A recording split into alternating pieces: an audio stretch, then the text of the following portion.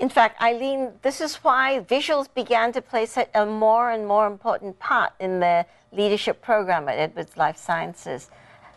Yeah, one of the stories, and Rob and I have discussed a lot, the evolution of his listening to these new leaders. So we're gathering new leaders in this program and giving them an opportunity to use visuals to tell their story, ask questions, whatever they want to ask, bring up any issues they want to, and then Rob would come and sit, and as they went through the graphics of their questions, listen, hear everything they had to say, and answer any questions. So they became one of the tools that we used for really deep listening. Let's bring up the next graphic. I think this issue that you are tackling head on, both of you, in this brilliant book about silence and listening to the silence, but also noting when people fall silent, the silent spiral. Eileen, tell me about the images and ideas in the silent spiral. So we were just talking about silence being a positive thing when leaders are listening. Silence is a negative thing when people stop speaking. And this visual of the silent spiral shows the sun, sort of the aspirational moment when people are feeling they can speak up. That's how people reach their aspirations. If they aren't heard, then they stop speaking. First time, maybe they'll speak up again, but the idea is this spiral is that each time people are not heard, then they become more silent. They're not contributing any longer to the organization. So the spiral is that, you know, becoming bigger and more challenging to the organization. So let's take a look at the silent spiral and turn over to Rob.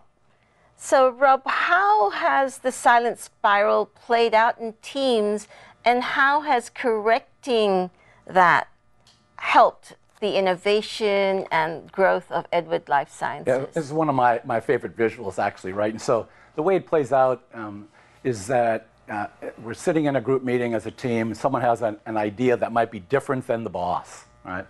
And all of a sudden, they bring up the idea, and the boss dismisses him or her in the meeting, embarrasses them in front of their team. The next time that team gets together, you can bet that the silent spiral has started, right? And it just, once you go silent one time, you tend to go silent many times, and then you ultimately say, you know what, I'm not going to challenge the boss anymore in meetings. One of the things that we came up with to get after this was a competency in our organization called creative debate. What we meant by that was when two or more people get together to solve a problem, it's really important that we allow for debate. Debate is not like in high school and in college where you have a winner and a loser, and this is no more like listening to each other and building on each other's ideas. So after debate, you get more creative ideas than two or more people came to the table with. Creative ideas lead to innovation, and innovation was really the cornerstone of the Edwards strategy. We were out to create innovative technologies to meet unsolved clinical needs. So Rob, the silent spiral makes me think about what happens if your customers go down the silent spiral. Great. I think it's brilliant for you to be thinking about this internally, because if your employees are treated well and listened to, it seems more natural that they would listen to their customers. Did that happen? Absolutely. So in a medical technology company, customers always have ideas. And it'd be really easy to say, well, we know because we're the corporate office, we're the ones that develop all these technologies, we know what's best for the patients. No, the physicians are the people working with the patients every single day. And they think about different ways that we might be able to tweak an existing technology, or even better yet, come up with a new approach to actually doing it. So listening to those inputs that come from the physician to the sales rep, back to our corporate office, back to our R&D group is really important going forward. So let's take a look at the next graphic, which touches on what you mentioned, inventions and innovations. I will turn back to Eileen. Tell us about this. I love the picture of the people going around hugging. Well, here in Silicon Valley, we know about geniuses. So you have an individual, and what we're trying to show is that the individual genius holding onto that light bulb, it's not enough. The light bulb goes dull, it cracks, it's not able to really generate, move throughout the society or an organization. To do that, you need a team. So we show the light bulb with a group around it, and it's sort of like what we would call at IFTF, it was the innovation system. Many, many roles and many, many players, and that's something that Edwards really has down because they're a very innovative company. So the you mentioned IFTF, the Institute for the Future, where you were a visual journalist and worked on learning since 1999. I think you've brought a lot of that to a specific fast-growing company. Rob, tell us, what's the difference between inventions and innovations? That's a great question, Maylene. I mean, inventions are really, you know, things that inventors come up with. It's the individual sport that you see here. Many inventions never become innovations actually in companies, right? It's only when the inventor, as Eileen mentioned, lets go and lets it become a team sport. And in organizations, what that means is all the different functional expertise start to get involved. As I mentioned earlier, R&D, manufacturing, sales, and then also the people outside the company, right? Let the customers sometimes be a part of taking an invention and making it an innovation. One of the cool things that we did in our company was to actually create a separate group called the Advanced Technology Group. It was where our top secret stuff was being done, that were going to be the future technologies for the company. That was after we acquired a company, and rather than letting the founder go, we let them stay in the company, created a niche for them to actually be like their own little startup within our company and continue to grow different new technologies. Wow. I love this idea that a life science company thinks of innovation as a team sport. Because innovation, when you work with the human body, you're dealing with some pretty sensitive stuff. We never know what impact any device or any instrument might have on such a complex system.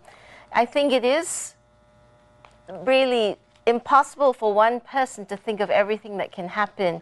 It makes me much more relieved that there's a whole team looking at all the different perspectives that you need, different angles of understanding.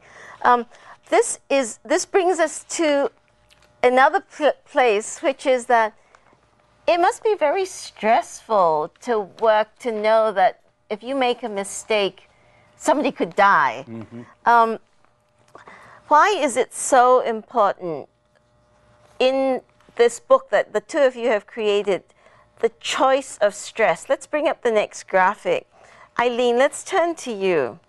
What is this choice related to stress? Well, when we see the graphic, I really like this. I also wanted to acknowledge Ellen Loveridge, who helped with creating these. What we have in this picture is two people in your mind, and one person, there's a lightning bolt, grabs the lightning bolt, gets stressed.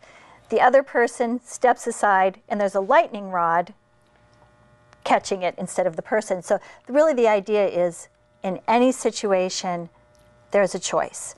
It's not always the stressor that we blame, it's really our reactions, which Rob actually had some wisdom about that, has really affected me personally as well as professionally, that there is always a choice, and certainly within the company that's important.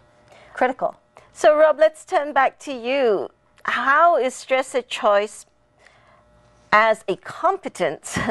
How does that affect Edward Life Sciences as a company in being a solid, sustainably growing company? We know not only were we a growing company, but in order to keep that growth, you got to continue to be innovative, right? And so we were also a publicly traded company, so it's really important to not only have a strategic plan, but also have quarterly results for your shareholders as well. So how do we deal with all that stress that we're facing along the way in doing that? Well, we had our executives get to understand that, you know what, all these stressors, the governmental agencies, the conflict that we might have with another individual, a person or a team not performing, all those kinds of things are really the stressors, as Eileen mentioned. But ultimately, it's your choice as a leader as to how you want to react to those stressors that really causes the stress. And so that was fundamental in enabling our executives to handle the multiple stressors that they face on a daily basis.